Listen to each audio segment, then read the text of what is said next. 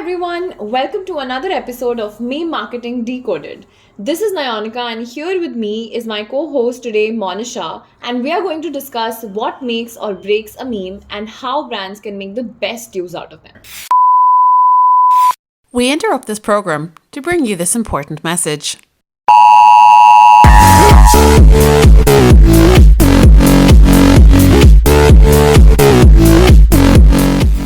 Among the plethora of memes available nowadays, and so many brands jumping on the meme bandwagon, not all of them are actually successful. So, Manisha, what do you think is the secret sauce in this recipe? Neonica, the first thing that comes to my mind when we think about memes and the brands which can make or break a meme for the brand is relevance. So, brands need to be extra cautious about cultural sensitivity, social issues, and potential resentment.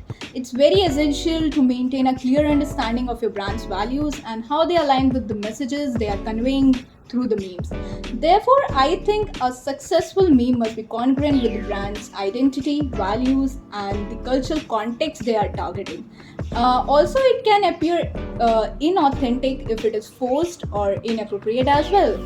Yeah, I think that's true. But here's the $1,000,000 question. How do brands strike the right balance between joining a viral meme trend and staying true to their identity?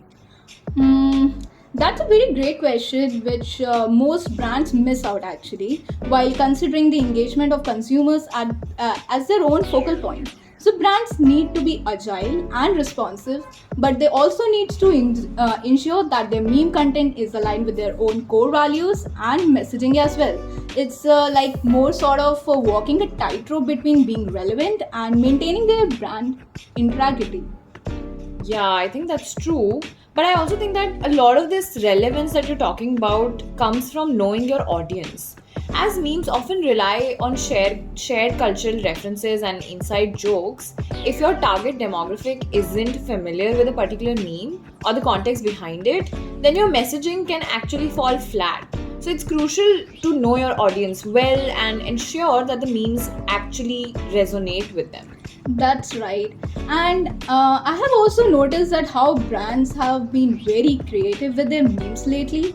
It's like they are stepping up their game to connect with the audience. Yeah, absolutely. It's interesting to see how they're using humor and pop culture references to create memes that actually resonate with their target audience. It's like they're speaking the same language as their consumers. Exactly. And I think the key here is relevance that helps them to build a more authentic and approachable image of their own brand. Instead of just pushing their products to the consumers, they're actually engaging with the audience on a more personal note. It's like they're saying, hey, we are the part of the internet culture too. Yeah, true. It's also worth noting that internet culture and trends evolve rapidly. What's popular and funny today might actually be old news tomorrow. As memes have a short shelf life, brands need to be quick to react. So, keeping up with the latest trends and understanding the pulse of online communities is extremely crucial. Jumping on a meme too late can actually make them seem out of touch. I totally agree with you, Monica. It's not just about slapping a logo on the image, it's more about understanding the humor and the emotions behind it. Yeah. Also, the virality of memes plays such a big role. When people find a brand's meme funny or relatable, they're more likely to share it with their friends, which creates a ripple effect. Suddenly, the brand's message is spreading organically throughout social media. Totally. I think it's like free advertising that doesn't even feel like advertising. What? Oh shit, I also don't know what I just said. So it's all about creating content that people genuinely want to interact with, and because memes are more often short and snappy, they're easy to consume and share. Like we daily do it and share it with our friends as well, which works well in today's era, right?